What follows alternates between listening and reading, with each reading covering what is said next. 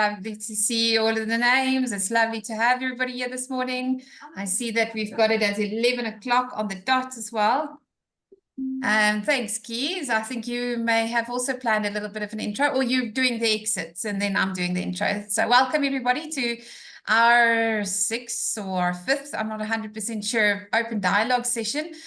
For those of you who's joined us for the first time, the intention of these sessions are really to be interactive. So Alterine and Adele and anybody, please, if Emily, if you've got a question, if you want to put up your hand, don't wait until the end. Please stop Charlene while she is, in the middle of a sentence and just ask the question and open the conversation. The intention here is for us to have a dialogue around the topic that's being presented. Now, today you'll know Charlene is presenting on the ravens and the use of the ravens. The intention is, so she did plan certain aspects to be discussed, but again, if we see that we only got through half of what she planned, then we schedule another session, or we pick up on that again. If there's questions posed in the chat, if you don't want to unmute yourself due to wherever you may be, not wanting to necessarily speak, then add it to the chat, or afterwards you're more than welcome to reach out to us as well, so that we can actually make sure that we address these questions. So this is informal. This is the intention of these sessions, are for us to have a scheduled time where we can chat about whatever topic is relevant and necessary to chat about. So that's the start of it. Charlene, I think then it's over to you. Just before we start, no questions prior to the session starting? Nothing at this point in time. And I think, thanks, Charlene. Thanks for taking us through the Ravens updates. Thanks for being here, everyone. I'm going to ask Keys, if you don't mind, just keeping an eye on the chat. So I know sometimes people aren't comfortable with interrupting the presenter. So the Keys, please feel free to interrupt me at any moment, or if you want to just deal with it in the chats. Like Yanni said, it is very informal and we really welcome questions and participation and conversation. So without further ado, I'm just going to share my slides.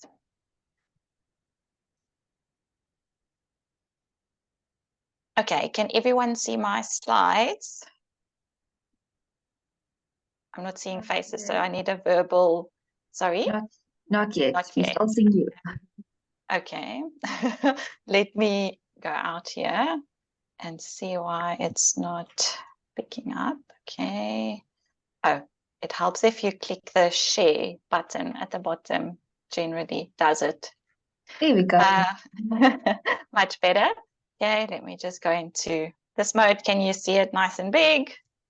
And That's perfect. Yes. is it moving? Yes. Okay, perfect. So like Yanni said, today we are discussing the new Ravens SPM norms specifically. So I'm just going to go in a bit of the new sample, our updated sample, and its psychometric properties and why it's important on a practical level. So hopefully I'm really trying to bridge that gap from the technical aspect of the technical manual and making it more applicable and understandable so that we can get the so what in my everyday use of the assessment. And then, yeah, I'm going to have a quick look at the new norms specifically for people who might still be using pencil and paper versions of the test, so that you just get a recap on how to look those norms, how to look it up and how to interpret them. And then Pakiza is going to take us at the end slight like a practical turn on it, how we can look at reports, at ranking reports, and a bit of a combo with another assessment. I don't want to give everything away now, but she's just going to take us. I think it would be a nice practical take on today's session as well, in how we can use it in practice. So just before I go into the sample and the technical things, I think it's good for us just to pause a second and ask ourselves, but why are what exactly is the purpose of this? Because this isn't a new test. The items haven't changed. The way the items are presented haven't changed at all. It's the exact same test. And from the user experience, in other words, your client, your candidate who completes the assessment, nothing looks different. Nothing has changed. So why are we here? Why are we having this discussion then?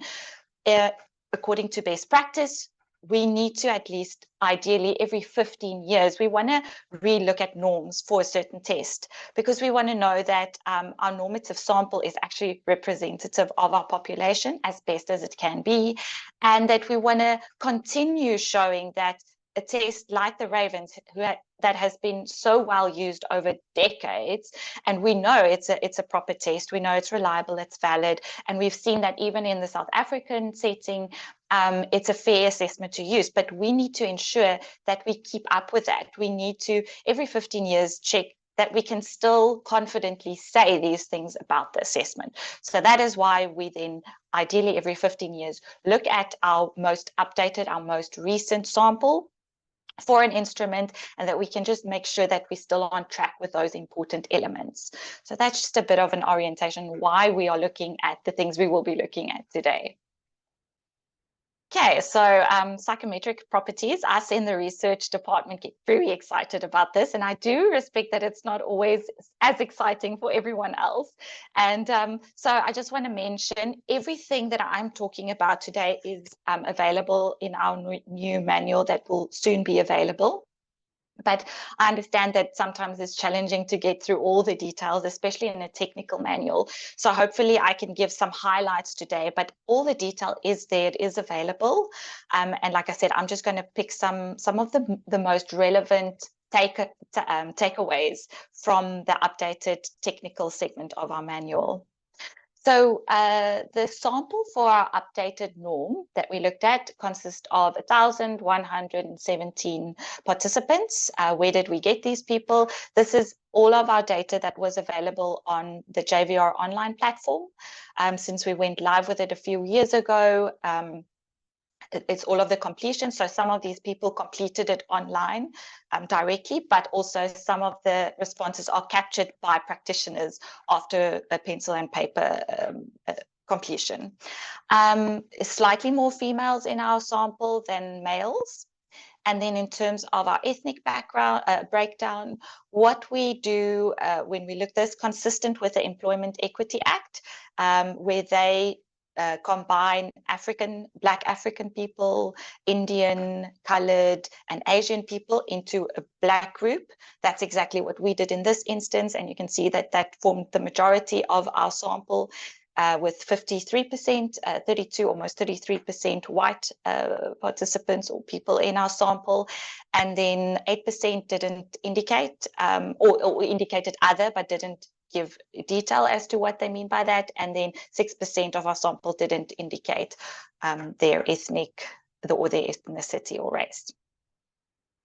Okay, so we know by now, we always want to know, is it reliable, is it valid, is it fair if we look at an assessment? And I just want to actually take a step back. It's always nice to ask ourselves, why are we looking at reliability again? So we want to know that the ratio of our true score variance, what is the ratio of our true score variance to the observed score variance? Because we know that there's always unwanted error when we do an assessment. But ideally, we don't want to see that there's a lot of unwanted error variance in our stats.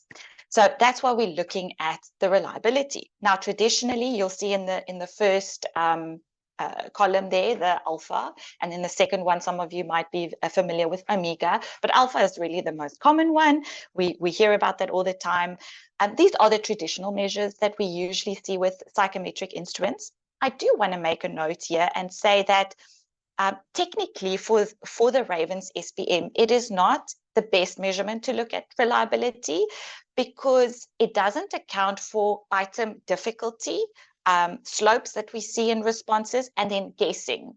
Now, if we think of, for example, a personality instrument, you don't need to hopefully guess your answer when you're answering a personality instrument, and there's no right or wrong answers, okay? So for that kind of instruments, the alpha and your omega, our traditional measures of reliability, are more suitable. But because this is an ability assessment and there is a right or wrong, and there is a chance of people guessing an answer, a better way to look at it is through the empirical reliability estimate. Now, I'm not going to go into too much of the technicalities here, I think the real take home is at the bottom where we look at total reliability estimates, we see that it is still actually very close. Our traditional measurements came out at a good 0.92, and then our empirical reliability at a 0.93. So it's not a massive difference. I think it just gives us confidence in knowing that we looked at everything and it still looks good. And we did follow the appropriate measures for the ability test as it was needed. And I also just want to make a comment here while we are looking at the reliability. You'll see that for our traditional measures, we do present the reliability estimates at the set levels. That's not typically something that you would want to look at because, first of all, the Ravens has been designed. We look at an overall score. We don't look at it when we want to determine the person's ability, we look at that overall score and then we interpret that overall raw score in terms of an overall norm score. We don't look at the different set values. And you'll see, for example, set A, it's quite a low reliability, right? Remember that for set A, for example, most people will get most items right. So we kind of expect that to see that. But just a reminder that we won't look at the different reliability estimates for those different sets as it is interpreted as a whole. Do I have any questions on the reliability aspect of this? It does look good and we're very happy with the results. Just going to give a few seconds, and if there's nothing coming up, I'm going to move on to our validity. So construct validity, why do we want to look at this? Well, I want to know as a practitioner that the test, I'm happy now to know that the test I'm using is reliable and that it will consistently measure what it says it's going to measure, but is it measuring what it says it's measuring? And so there we look at a few things from a technical perspective to make sure that we are seeing proper construct validity. The first one we look at is the item discrimination parameter. And what we're looking at here is we expect the easier items on the Ravens SPM. We expect most people to get that right, but we also expect to see as items become harder, it will distinguish more between people with different levels of ability. And that's exactly what came out. So for example, A1 to 6, A10, B1, C3, and D1 were the easiest items. And we expect that. We would have been worried if we saw it in the inverse. So we're quite happy, and it makes 100% sense that these came out as the easiest items in our particular sample. That is then as well. And also just a comment there with the remembering that with the Ravens, every set starts fairly easy and then it progresses in difficulty as it goes on, as it gives you that practice to see the patterns. And then, not surprisingly, we found that in our sample, items D12, E11, and E12 were the hardest to complete. So it's nice to have these checks in place and that it still works as we expect it to work in our updated sample. Like I said, if there were any flags here, then that could be a problem for us, and that would be something that we would want to investigate. So it's always nice to know we have that stamp of approval on it. Then there's also what is reported in our technical manual, the pseudo guessing parameter.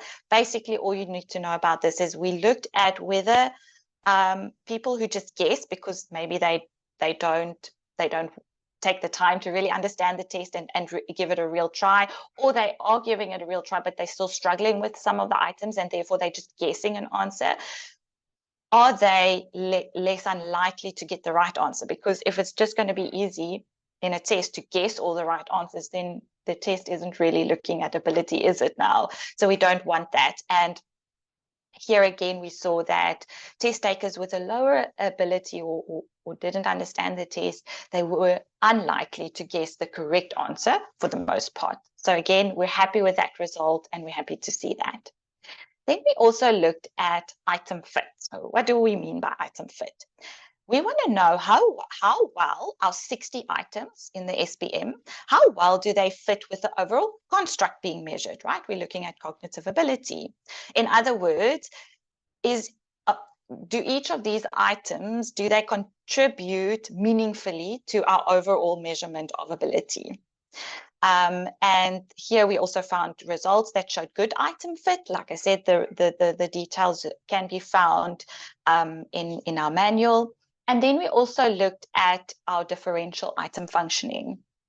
Now, what we do in this case is we looked at some different categories or groupings that we can extract from our sample. So, for example, we could compare male and female, or men and women, and we could also compare our black group and our white group. And what we want to do in differential item functioning, we want to know whether our test or the test is discriminating against a group other than their ability to complete the test. So yes, we want to see that a test is indicating differences according to different abilities, but we wanted to just look at that ability. We don't want other elements. We don't want, for example, our test to discriminate against men. And so if you're a man, there's a chance that you'll just do worse on the test just because you're a man, for example. So we do statistical analyses in this regard, and we then inspect to see how it fares between the different groups. And here we found that there was no differential item functioning differences for our male and female, or our men and women, and a negligent difference for between our black and our white group. So we can say with confidence that the Ravens SPM is not biased against a certain group, and that it can be fairly used. I do want to make note, and those are indicated in our manual. There is when we looked at men and women, there was not a significant difference in scores between the men and women. There was a significant difference between the black and the white group. So I just want to make note of that. And the take home from this is, as what's always been preached with the use of psychometric instruments, is you don't want to use just an instrument when you are making important decisions such as selection. So you always want to look at a variety of information pieces when making important decisions. I think what is important for this context and for the SPM specifically is, although we saw a significant difference between the two groups, we can say that it's not because the test is biased, discriminating against one group. Okay, any questions on the construct validity of the SPM?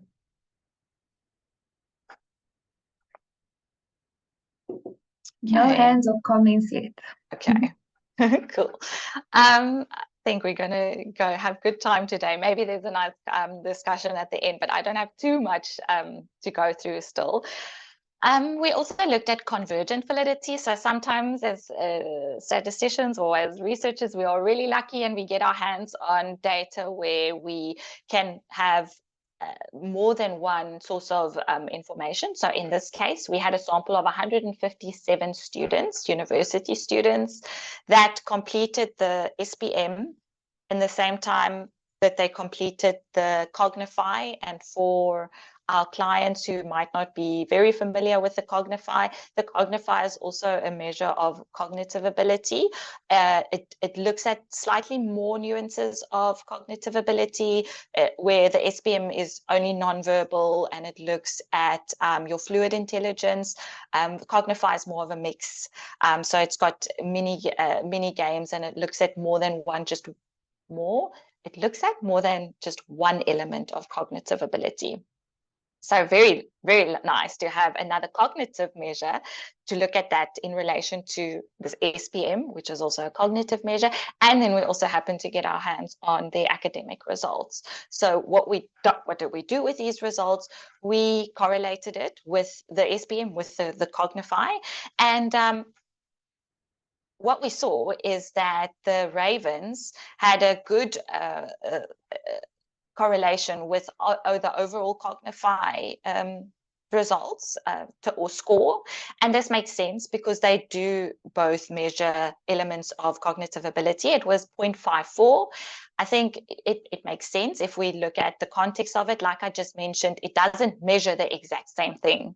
It measures different elements of cognitive ability. So I think it's quite expected to see that kind of correlation. Then, like I mentioned, we have different scores in the Cognify, so to delve deeper into the different facets of cognitive ability. And with the cognitive numerical reasoning, there was a correlation of 0.51, and then Cognify problem solving, 0.48 correlation, which again, it makes sense in the context. What was very interesting, and I think also affirming what we know about the ravens, is that lower correlation with the Cognify verbal knowledge results. So we know that the SPM isn't a verbal instrument, doesn't look at verbal intelligence. So that lower correlation with the verbal knowledge really gives us confidence from both perspectives in terms of both assessments. So it was really nice to be able to look at this. And then the correlation with academic marks, again, 0.43, which is as expected. We also know that cognitive ability is not at all the only factor determining your academic results. At the end of the day, we know there are certain elements of personality that play an important role. We've seen through studies the importance of emotional intelligence, how well you can cope, how well you can deal with stress.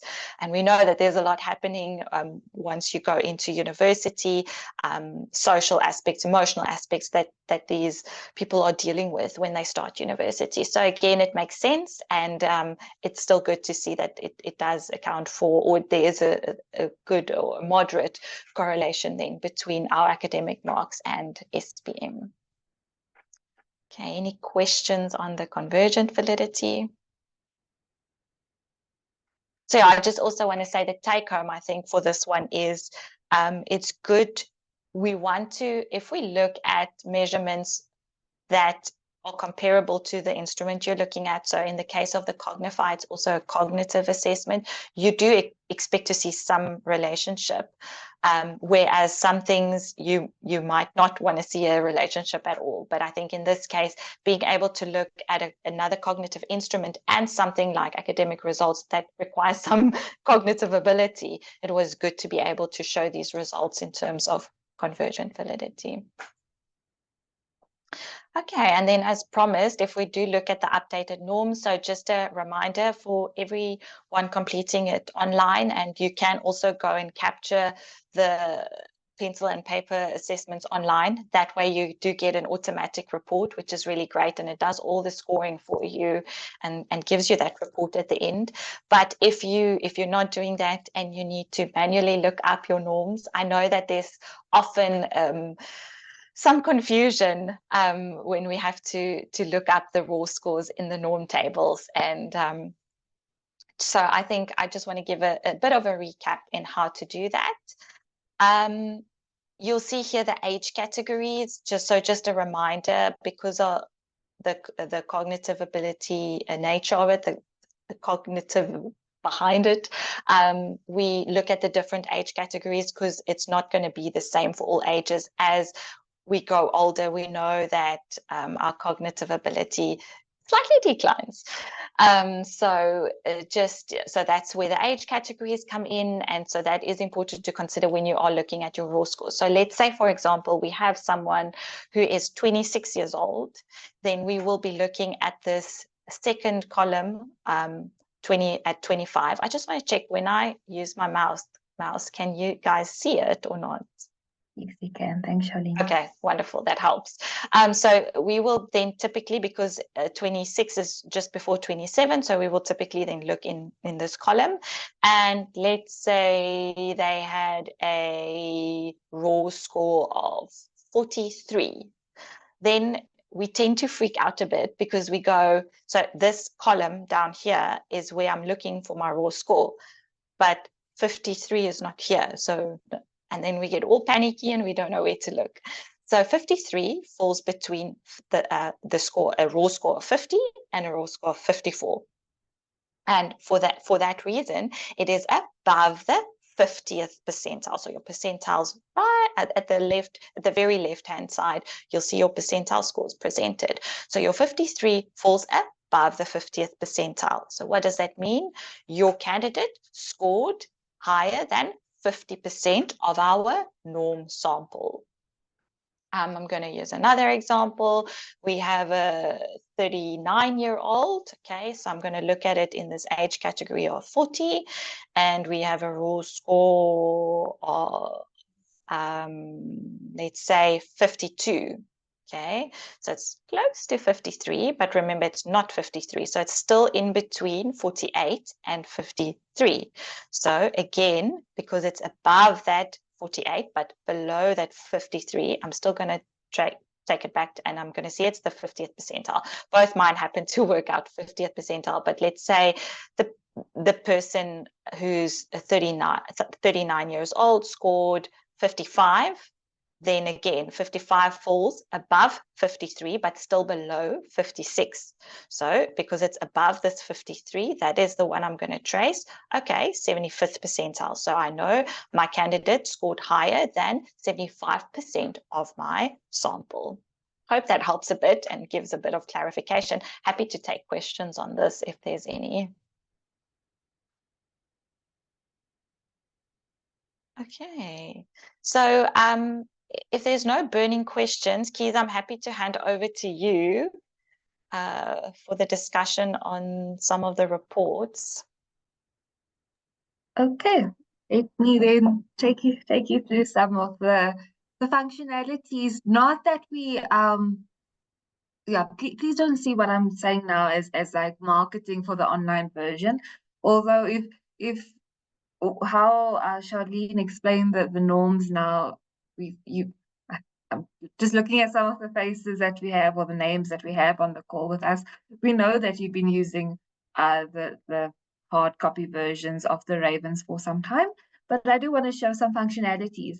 If you are slightly newer to using the Ravens online, and actually one of the templates, so again, I'm sure many of you might have heard about today's session from our newsletter. And in our newsletter, we're actually talking about this template that we have. So I thought, because we are talking about the Ravens on the one hand, but JVR's theme for the month was also high volume selection.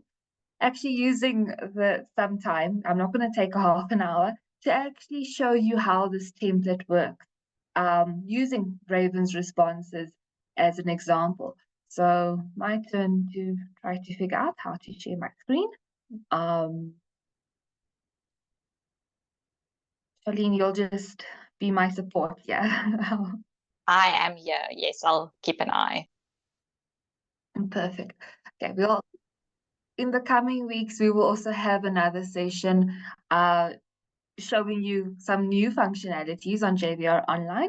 But for now, since Ravens is the topic for the day, if you are using JVR Online, either just because you have been using the Ravens Online for some time, or if you would like to actually use this template that I'm going to go through now, or if it's really high volumes, let me take you through the JVR Online process. So I'm sure many of you are familiar with the portal already.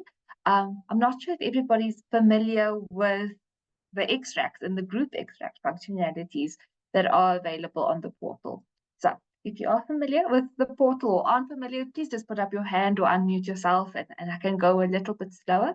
But assuming that you're comfortable with the portal, if you are on JVR Online, you can come into your projects tab, then come down to reporting. So normally, if you are setting up your Ravens project, you'd first go to create project, add the Ravens and another assessment.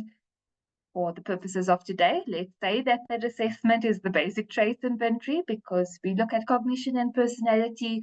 That tends to be our basic battery for screening out processes for large volumes.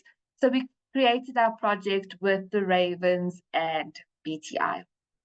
We have the step 2 where you can view progress. So if you have 100 applicants that you wanted to complete your assessment, you can go see how many have actually completed. And now I'm showing you a little bit of the reporting, if you weren't familiar with this. Right, so for the sake of POPI compliance, I'm actually not going into a project that has real data, purely because then those real people's names would unfortunately pop up and we don't want that. So my boss, Yani, is pretty fine with us using her project as an example, and she happened to be taking the Ravens. So again, if you've created a JVR online project with more than one assessment, as you can see, Yani has here, she had something with the Marie Curie matrix and the Ravens. Because we're wanting to rank individuals on the Ravens specifically, we're going to select the Ravens over here. We don't want to rescore because when we set up our project, we selected the correct norms that we wanted. And if we do now say rescore, that will come at an additional cost, and we don't want that. The reports, we can ignore that for now and just check again that the norm is relevant. And then here is where you will see all of your candidates who have completed the Ravens on the specific project link that you sent out previously. Again, for the purposes of this example, I only have one candidate here, but in many cases, because Ravens is really cost effective and also it's so friendly, user friendly for your candidates because it's non-verbal, we tend to see that generally it's used in the volumes. I will show you an example in a little bit. What you want to make sure is that most of the time on your JVR online portal, they tend to show 10 candidates at a time.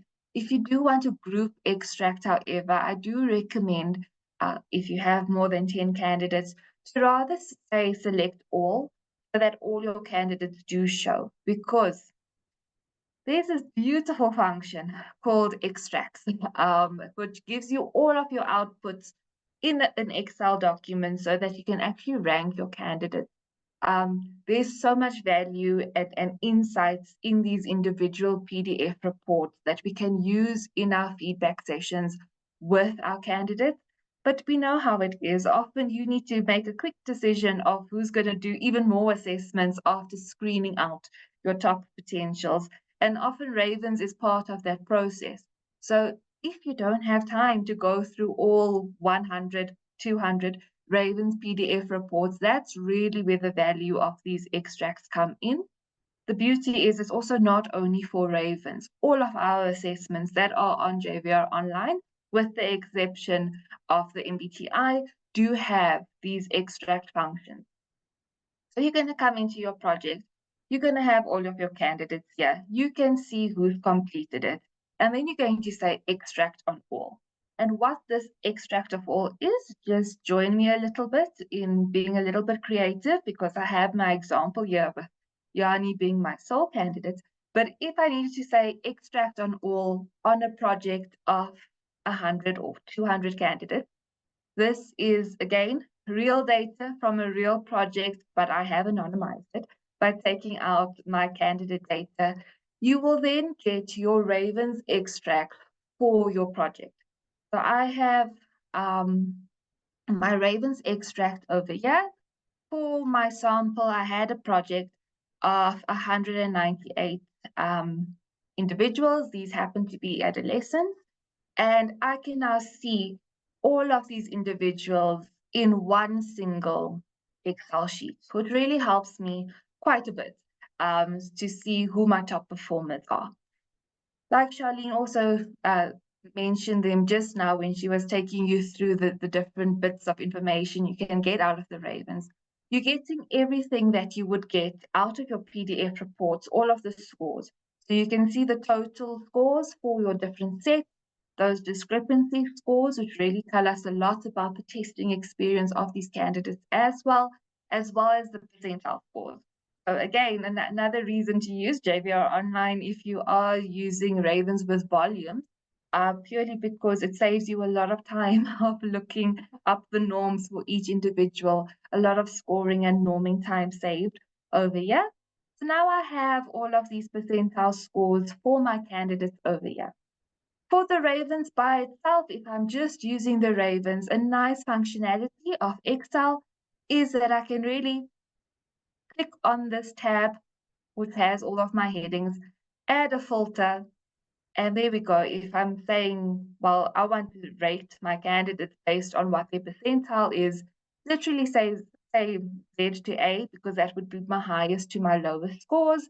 And there we go. I can see all of my high performers over there. And as we go down lower, and if I'm saying that my cutoff for my specific project is 75th percentile, then I can just see, okay, fine.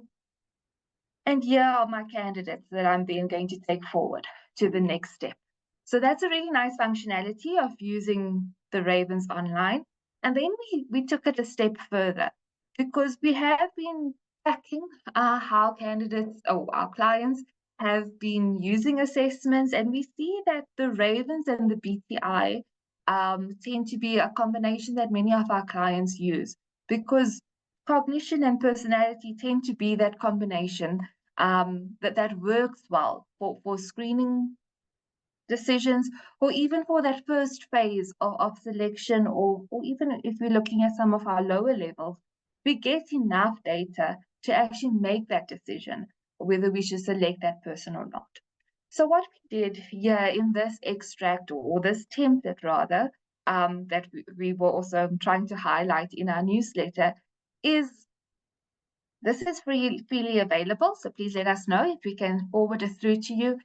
We've created an Excel template that takes into account both a person's cognitive potential as measured by the Ravens, as well as specific personality factors or facets rather, as measured by the BTI.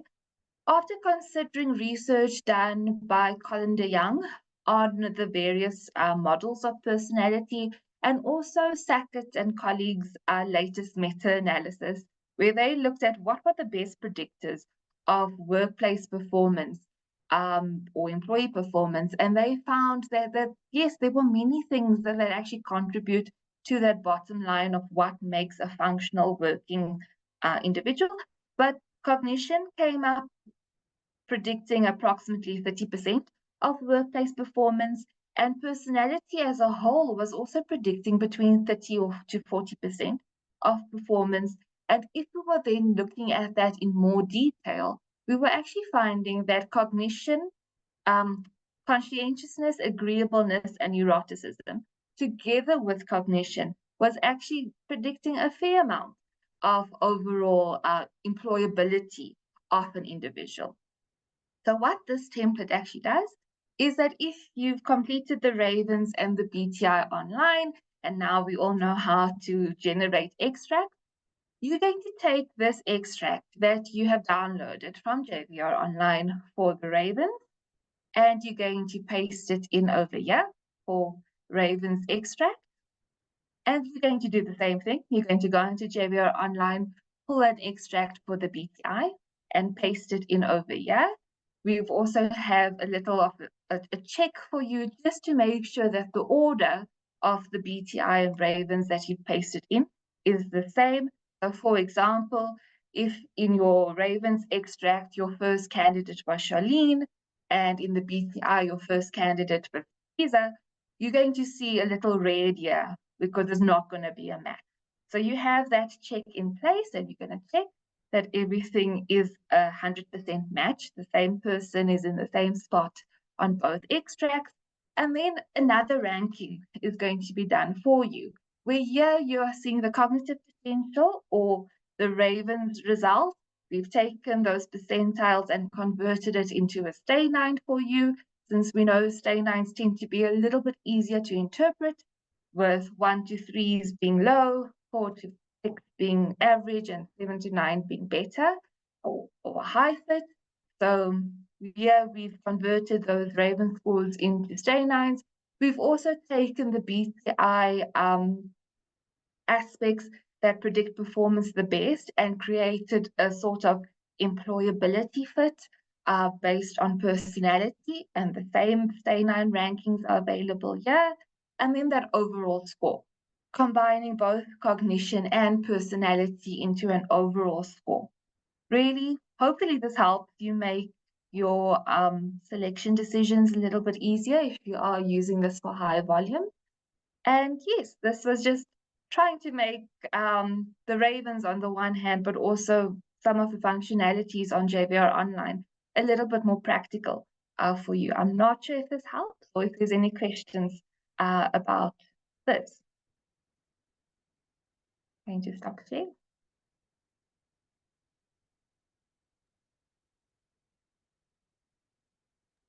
This is great. Wow. I just want Thank to you. say this is great from a user perspective or from a selling perspective. You know, if clients have specific requests and just to make it it's so much more user friendly for us as well. And as you said, if there's more than one candidate, great. This is great. Thank you so much. Thanks. I thought of something while you went through your things, Keys. I didn't mention this, but when especially you'll see this on JVR Online, when we select those norm groups for our Ravens SPM, for this latest update, our 2024 norm update, we created an updated norm for adults, so everyone 18 and older. And maybe you would have noticed it in our norm table, it only went till age category 55. The reason for that is after that, our samples are just too small for the age categories to really create a norm that would be a fair norm to create. So I think from a practical side, just note that the updated norm is for our adults in particular. Now, ideally, we would have wanted to have some sort of a breakdown to compare maybe different levels of education or different levels or different job fields. So whichever way we could potentially slice our overall sample to maybe look at either group differences or if there's a need for a different norm. Unfortunately, those fields, so your education and your job category and those things that we get from JVR Online is not it's voluntary information. You don't have to give that information. So we didn't have enough information, again, to have big enough groups or big enough samples to look at different norms, or if there's even a need for a different norm. So I think that's just important to note as an overall norm for our adults. And some of our clients who may have used this in the past would also be aware we do have an adolescent norm.